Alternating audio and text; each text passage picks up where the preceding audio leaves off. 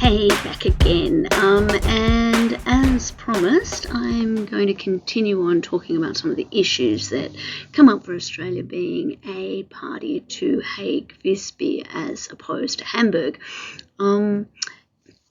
Before I do, I'm going to apologise. I'm actually on campus. I had another class to give, or I have another class to give in 3/4 of an hour or so, and I don't have all my equipment here. So I'm just trying some different tech. It'll be really interesting to see if it works, but apologies if the quality isn't quite as good sound-wise, because clearly I'm not in control of what's happening around me right at the moment. So, as I mentioned earlier at the previous video, if you haven't looked at it, when Australian companies want to transport goods to or from countries that are signatories to the Hamburg rules but not to Hague-Visby, then a number of issues can arise due to the differences in the frameworks governing the carriage of goods by sea. So, and when I'd say frameworks here, I'm talking about the legal frameworks. Like, clearly there are commercial frameworks as well, but we're going to be focusing on the law here. So choice of applicable law can significantly impact the rights, obligations and liabilities of the parties involved in shipping contracts. So some examples. I think that's the best way to start thinking about it. The first one, the key one really, I suspect, is varying levels of carrier liability.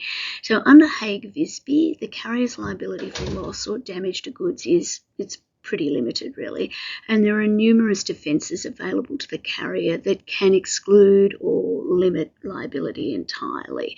And this is a big part of the reading that you have this week. There are no significant differences between the 6th and the 7th edition of the text in this regard. So high level, under the Hamburg rules, the carrier has a higher degree of liability with fewer defences available and is generally presumed to be liable for loss or damage unless they can prove that they took all the measures that could be reasonably required of them to avoid the occurrence that led to the loss and the consequences. So what's the impact of this? For Australian companies, when they're dealing with countries that have adopted Hamburg, carriers may have fewer opportunities to limit their liabilities for damage or lost goods. This can potentially lead to higher compensation for claims, of course, against the carrier anyway, and this can affect contract negotiations, insurance costs and risk management strategies. Might even impact choice of Incoterms. Think about how these things fit together. Of course, there are also jurisdictional and conflict of laws issues. Determining which legal regime applies, so Hague-Visby or Hamburg, can become a complex issue, especially when contracts involve many jurisdictions. Boats, you saw the shipping routes, they go all over the place. The choice of law and jurisdiction clauses in shipping contracts becomes a critically important negotiation point. What's the impact of this? If a dispute arises, then Australian companies need to navigate or might need to navigate foreign legal systems or international arbitration where Hamburg rules apply when they're more comfortable with Hague-Visby. This could lead to unfamiliarity with the proceedings and potentially higher legal costs, unpredictability in dispute resolution outcomes. Again, leads to uncertainty, in theory, may well limit people's willingness to trade and definitely impacts price. Third issue I'd like you to think about is the differences in scope and application of the two sets of rules.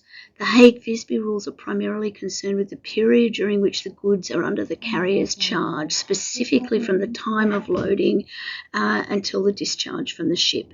The Hamburg rules extend their application to cover not only the sea carriage, but also the period before loading and after discharge if the transport involves carriage to and from the ship, so a multimodal approach, which we'll spend more time talking about next week. What's the impact of this? For Australian businesses engaged in multimodal transport involving Hamburg rule countries, there might be an extended period during which the goods are under the carrier's responsibility, potentially affecting liability liability and risk during preloading and post-discharge phases. So if you haven't thought through these issues and you're thinking Australian company, Australian carrier, we're talking about Hague Visby, we're only interested in the period of carriage, and actually Hamburg is going to apply because of the countries involved. We have a significant issue in place. So issues here can include increased costs. Insurance premiums in particular might be higher to cover the increased liability under the Hamburg rules, which affects the overall shipping cost, of course. It could impact choices in relation to contractual clauses, the need for a carefully drafted contractual clause that specifies the applicable rules and how disputes will be resolved, and to avoid uncertainty and to ensure the parties' interests are protected. Risk management, of course, as well. Companies might need to adjust their risk management strategies to accommodate the differences in carrier liability and obligations, including more rigorous checks and balances when dealing with carriers from Hamburg rule countries. So if you're acting for an Australian company that's dealing with one of the nations, or a company from a nation that is a signatory to Hamburg, it's going to be important that you understand the potential implications on the shipping contracts and the operations generally. Adjusting contract terms, insurance coverage, dispute resolution mechanisms, choice of law clauses, all of these things are levers that we can use to address the differences between the legal regimes that can help mitigate risk and ensure smoother transaction. Collaboration is going to be important across borders here. Anyway, it's an interesting point of law. Okay, so in a typical contract, the key parties are the ship owner, who we refer to as the carrier, and the exporter, who we refer to, sometimes confusingly, as the shipper. So the carrier is the one who owns the vessel, and the exporter is the shipper. So it's the shipper or the exporter who decides whether the contract carriage is going to be a charter party, or whether it's going to be evidenced by a bill of lading or some similar document.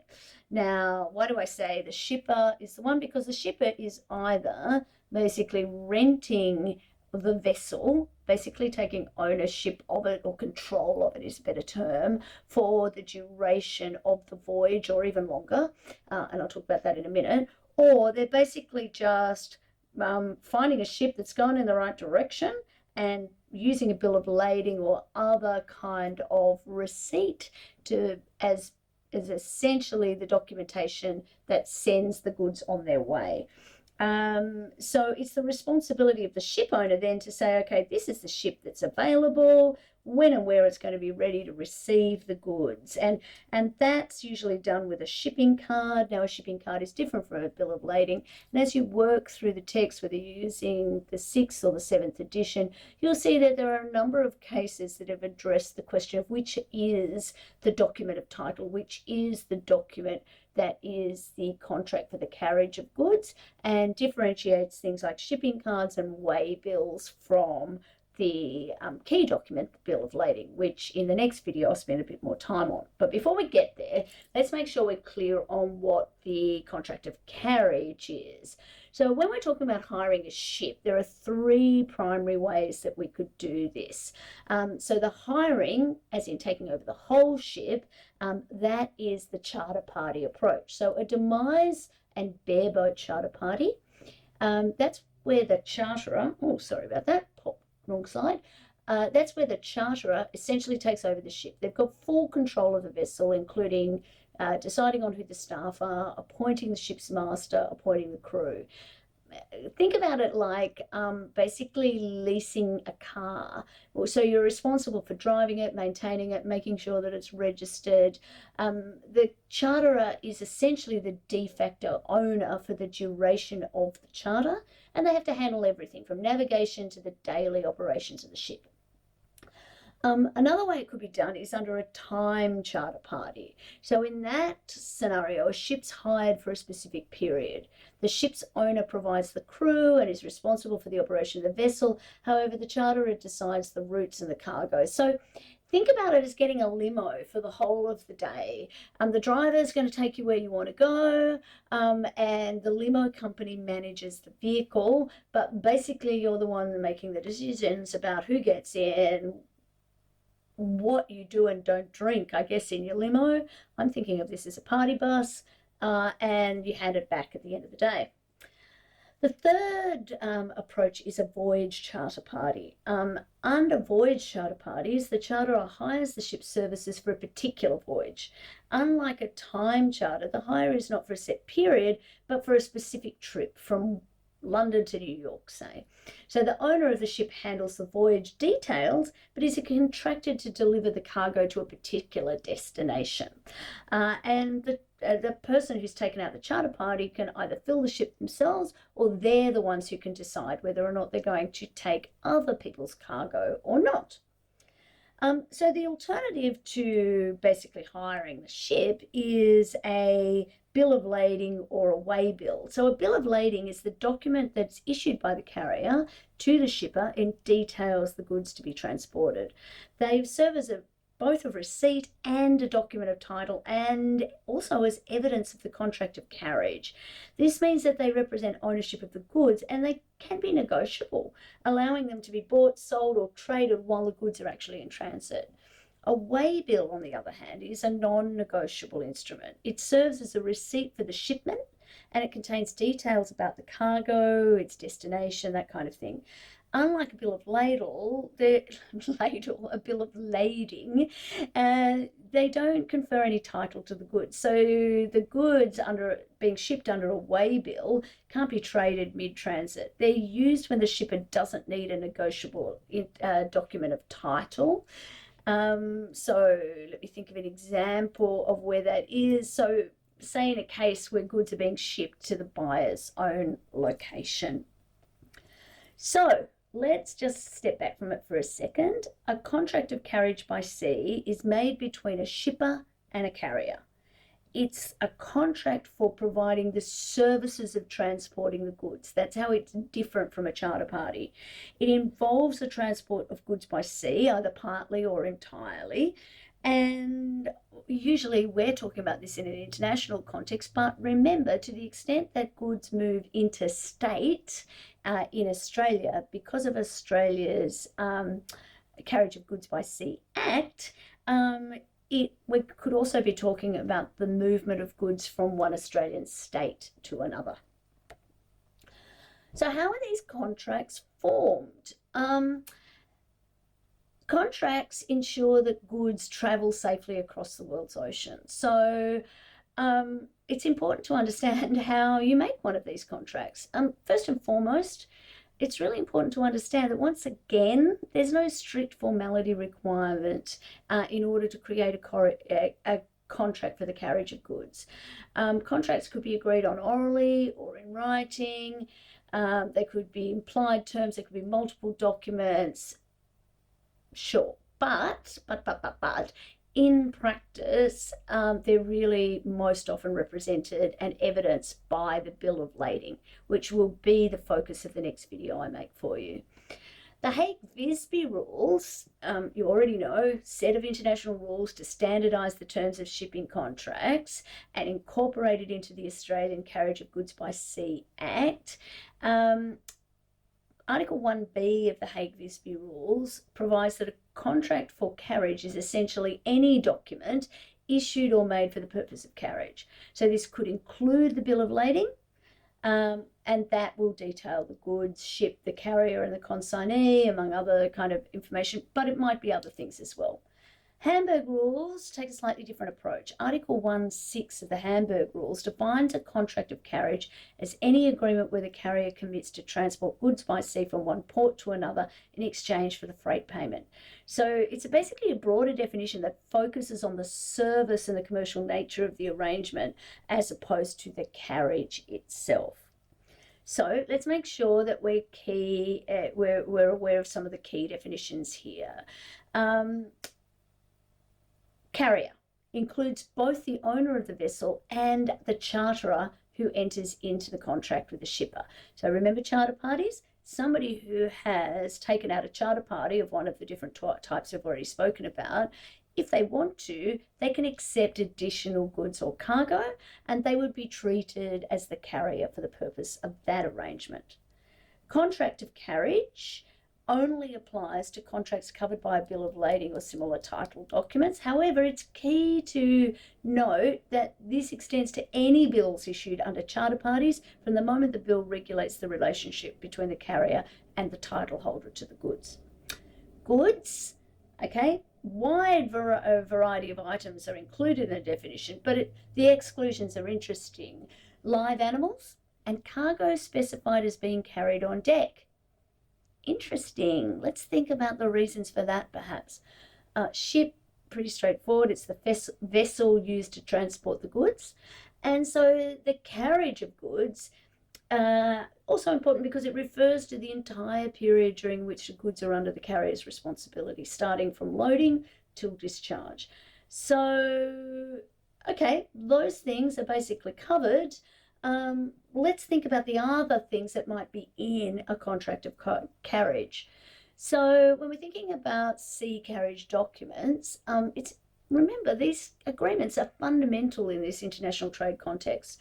They provide the legal scaffolding, if you will, for millions of transactions across the globe. We've already spoken about that. So let's make sure we're clear on what the core elements that make up the contracts, whether they're made by the bill of lading or in some other way, comprise. Clearly, we're talking about arrangements where the purpose is to get goods from one place to another. And when we think about the Hague-Bisbee rules, essentially the purpose there is about ensuring a safe and timely carriage. That's essentially what the shipper wants, right? Safe, timely carriage of their goods. And the rights and duties of the parties are usually defined on that basis. Kinds of terms that might be included. Route. The route is at the heart of the transport plan. It specifies the journey that the goods will take from origin to destination, and things like sea conditions, geopolitical stability, port capabilities, they're all going to influence the selection of the route. It's not usually just about the shortest distance, but the safest and most efficient passage. Of course, the nature of the goods means that people might make different decisions in relation to the route.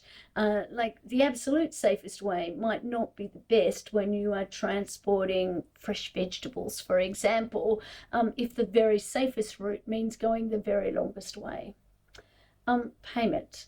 Every contract basically requires some reference to payment. It's the lifeblood of a contract when you think about it. What's often important here is how the payment will be structured. So clearly the amount, the currency will be relevant, the timing, whether or not it's made in installments or not, and the conditions, like are there any preconditions to a payment be made? Is it going to be made in cash, bank transfer, letter of credit, something else? Payment terms need to be clear to avoid disputes and ensure smooth business transactions. So payment is right up there. The liabilities of the carrier, its servants, and the agents. And essentially what we're looking for here is who's responsible for what, who takes on what risk. So contracts will look at the carrier's liability for the goods at various stages of the journey, as well as the responsibilities that their agents and employees have. The extent of the liability is often subject to international conventions and laws, which of course brings us to the next one, choice of law. The choice of law determines which country's legal system governs the contract. You know this. The decision can have significant implications, especially if there's a dispute. Each jurisdiction has its own nuances. Each may be subject to different treaties, different sets of rules. Aligned with similar but not the same is the question of choice of forum or arbitration. So if a dispute does arise, this is where you'll see in the contract where the parties have agreed it will be resolved. The choice of forum clause is basically the place of resolution or the particular mechanics. So is it Institute of Arbitrators in Singapore or is it the courts of the state of Victoria? This clearly affects convenience, cost, time involved in resolving disputes, as well as how that choice of law clause will be interpreted. Sometimes there might be a charter party clause. This is if the contract for the carriage of goods by sea involves chartering a vessel. A charter party clause could include the duration of the charter, the rights to use a vessel, responsibilities for operation, maintenance, that kind of stuff. But clearly that's not enough. There's going to be all sorts of other things. So some of it is funny language, so I wanted to point it out. You'll come across in the text references to demurrage. So demurrage is an ancillary cost that represents the liquidated damages for delays. So that means that we need to think about insurance and force majeure events and what the consequences are of delay. Insurance is really also relevant to relevant marine risks. As we go on, you'll see that it might be also important to include inspection clauses for the condition and the quality of the goods, or delivery terms, which could specify the way in which goods need to be handed over at the destination. Ultimately, like any contract, a contract for the carriage of goods by sea, when the noun, the document, the goal of it is to articulate clear terms that outline the passage and the care of the goods as they go across the sea, and provide protections and assurances to both the carrier and the shipper. And so it's really like any contract, it's about the allocation of risk. So in the next video, I'll talk a little bit more about bills of lading, but if you've got any questions, concerns, frustrations, or compliments, you know where to send them. I look forward to hearing from you. Cheers.